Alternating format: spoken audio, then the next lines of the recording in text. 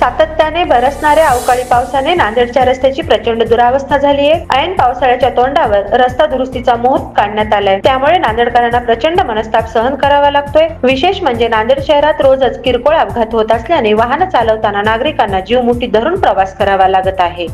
नांदेडमध्ये वादळी वाऱ्याने विद्युत पुरवठा वारंवार खंडित होतोय, त्यामुळे महावितरणचे शहरातील झाडांची छाटणी करणं सुरू आहे। विद्युत पुरवठा सुरळीत राहावा यासाठी महावितरण सातत्याने प्रयत्न करत आहे, मात्र तरीही शहरातील अनेक भागात तासनतास विद्युत पुरवठा खंडित राहतोय, त्यामुळे नांदेडकर महावितरणच्या कारभाराला अक्षरशः वैतागले आहेत।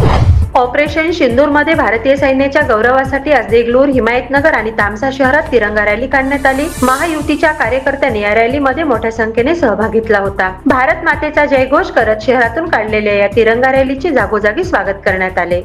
राज्य सरकारने ई बाईक टॅक्सीला परवानगी दिल्यामुळे ऑटो चालकांनी उपासमार होण्याची भीती व्यक्त केली आहे। ई बाईक टॅक्सीला परवानगी देऊ नये या मागणीसाठी ऑटो चालकांनी आरटीओ कार्यालयासमोर निदर्शने सुरू केली आहेत। सरकारच्या विरोधात जोरदार नारेबाजी करत ऑटो चालकांनी आपल्या मागण्यांकडे लक्ष वेधले।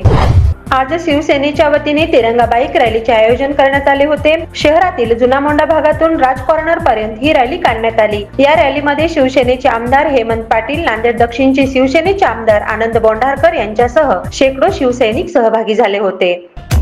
नमस्ते नांदेड, नमस्ते नांदेड, जीवा भावाचं नाव। नमस्ते नांदेड, गरजे आपले नाव। नमस्ते